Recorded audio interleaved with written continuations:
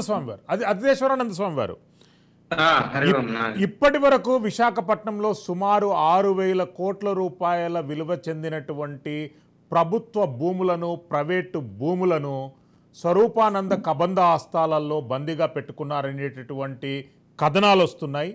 వాటిపైన మీరు ఎలాంటి విచారణకు డిమాండ్ చేస్తారు? ఒకవేళ నిజంగానే అటువంటివి ఏ స్వామీజీలు కూడా అలా చేయరు. ఒకవేళ అటువంటివి జరిగినే లేదనేది నాకు తెలియదు. అది ఏమైనా జరిగి ఉంటే నిజంగా అది ధర్మద్రోహం అని ఖచ్చితంగా చెప్పొచ్చు. అలాగే వాటికి సంబంధించిన చర్యలన్నీ ప్రభుత్వం వెంటనే తీసుకోవాలని మేము కూడా తెలియజేస్తున్నాం. అలానే ఈ రోజు మనకు భారతదేశంలో చూసినట్టయితే ఒక మఠానికి సంబంధించినట్టువి అకాడగల కిందనో లేదంటే జగద్గురు మఠాల కిందనో అట్లా కొనసాగుతుంటాయి. ఈ రోజు సాధువులందరూ భిక్షాటం చేసి ఎక్కువ మంది ప్రయాణం చేస్తుంటారు అనేది మనందరికీ తెలుసు. మనకున్నటువంటి వ్యవస్థలో కూడా ఏం చేస్తున్నారంటే ఎక్కడైతే ఈ ప్రోటోకాల్ పెట్టుకొని తిరుగుతారో వాళ్ళు మాత్రమే ఒక పెద్ద స్వామీజీలు అన్నటువంటి సన్యాసులు అన్నటువంటి ఫీలింగ్ లో బతుకుతున్నారు. సన్యాసులు ఇప్పుడు కూడా భిక్షాటం చేసే కదా బతుకుతారు, వారికి ఆస్తులు ఏమి ఉండవు కదా. ఇదే విషయాన్ని మేము గతంలో కూడా మీడియా ముఖంగా మనం తెలియజేసినప్పటికీ అందరం స్వామీజీలు అందరం కూర్చొని భిక్షాటం చేస్తూ స్వామీజీలు బతుకుతారు తప్ప ఆశ్రమాలు పెద్ద పెద్దవి నిర్మాణం చేసి ఆస్తులు కూడగట్టడం అలాంటివి అయితే జరగవు. ఒకవేళ అట్లాంటివి జరిగినాయి అనే విషయాల గురించి నాకైతే అక్కడ వ్యవహారాలు అయితే నేను సరిగా చూడలేదు, తెలియదు. అయితే ఇక్కడ అమరావతి విషయానికి వస్తే అమరావతిలో గతంలో అనేక మంది ఆడవారులు ఇక్కడ కూర్చొని వారు నిరాహార దీక్షకు కూర్చుంటే ఆ రోజుల్లో అనేక మందిని వారిని కొట్టి గందరగోళం చేసినటువంటి మీ అందరికీ తెలుసు. ఆడవారిని కూడా చూడకుండా బలవంతంగా మనం ఈడ్చి లారీలు ఎక్కించి వేసుకుపోయినప్పుడు మేము 30 గ్రామాలు ఇక్కడ తుళ్ళూరు ఈ అమరావతి చుట్టూరు 30 గ్రామాలు ఏదైతే ఉన్నాయో వాటిలన్నింటినీ కూడా మేము పర్యటన చేసాము. ఆ సందర్భంలో అటువంటిది ఏదైనా చేశారేమో ఆ సందర్భంలో నిజంగానే ఈ రోజు అమరావతికి ఆ కష్టం వచ్చింది, దాని గురించి మేము కూడా ఒక చర్య తీసుకోవాలి అనేది వారు చేసినారని అంటే ఆ సందర్భంలో వారు అటువంటి చర్య అయితే ఏం చేయలేదు.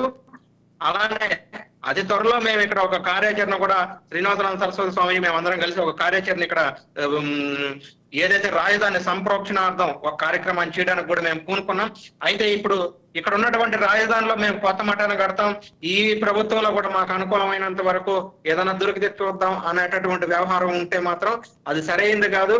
గతంలో జరిగినటువంటి లోపాలని సరిదిద్దుకోవని ఇప్పుడు ఏదన్నా వారు అక్రమాలకు పాల్పడి ఉంటే ప్రభుత్వం దానికి తగినటువంటి చర్యలు తీసుకుంటది. అటువంటివి తీసుకోకముందే గౌరవప్రదంగా ఉండాలి అని అనుకుంటే వాటిని ప్రభుత్వానికి అప్పచెప్పడం, సమాజానికి అప్పచెప్పడం అనేది ఉత్తమమైనటువంటి విషయంగా ఆ స్వామీజీ వారికి మేము తెలియజేసుకుంటున్నాం. అంటే ప్రతి ఒక్కరు ఒక సన్యాసి ఏదైతే ఒక తప్పు చేస్తారో మిగిలిన వారు అందరినీ కూడా ఆ దోషం అనేది అంటారనే విషయం మనందరికీ తెలిసిన విషయమే. అట్లాంటివి మిగిలిన వారి మీద ఇప్పుడు ఒక శ్రీనివాసానంద సరస్వతి స్వామీజీ ఒక్కరే అనేక మంది అంటే సుమారుగా 200 మంది స్వామీజీలతో వారు అనేక సార్లు కార్యక్రమం అయితే విశేషమైనటువంటి భక్తులు వాళ్ళందరూ కలిసి చేసినాం.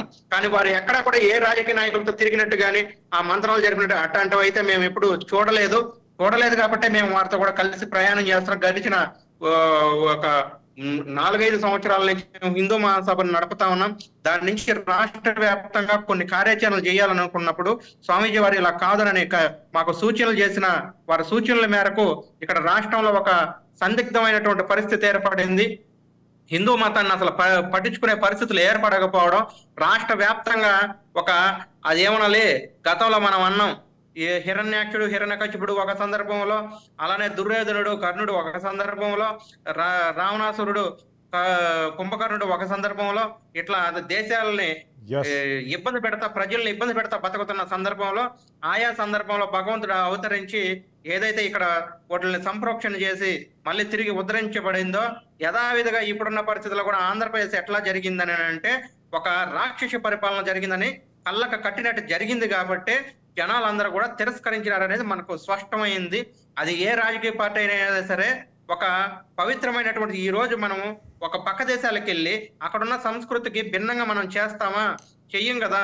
ఒక వ్యక్తికి సంబంధించిన సిద్ధాంతాలు ఏవైతే ఉన్నాయో వాటిల్లే మతం అంటారనే విషయాన్ని మర్చిపోయి ఇక్కడ ఉన్నటువంటి జ్ఞానాన్ని సమస్తం యావత్ భారతదేశంలో ఉన్నటువంటి అనేక మంది ఋషులు మనకు తెలియజేసినటువంటి జ్ఞానాన్ని ఇక్కడ అందజేసిన దాన్ని మనం ప్రతి మతాన్ని యాక్సెప్ట్ చేసి అంగీకరించి ఆహ్వానిస్తుంటే ఇటువంటి సంస్కృతికి భిన్నంగా ఇక్కడ కేవలం ఒక క్రిస్టియన్ మతాన్ని ప్రోత్సహించడం దాని మీదనే ఇక్కడ మనం గమనించినట్టయితే గడిచిన 5 ఏళ్లలో ఈ ఆంధ్రప్రదేశ్ లో విశేషంగా కన్వర్ట్ అవ్వడం అనేది ఏదైతే జరిగింది బలహీన వర్గాల నుంచి ఎక్కువ మందిని కన్వర్ట్ చేయడం జరిగింది.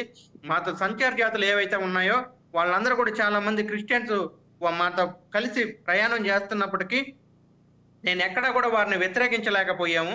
అయితే వాస్తవానికి ఒక హిందూ ధర్మం విషయానికి వచ్చి మనం మాట్లాడాలంటే పక్క మతాలని మనం గౌరవిస్తాం తప్ప వాటిని మనం ఆలింగనం చేసుకుంటుంటే వాళ్ళు తిరిగి మన మీద ఎక్కడ భూమి దొరికినా దాన్ని ఆక్రమించుకోవడం, Yes.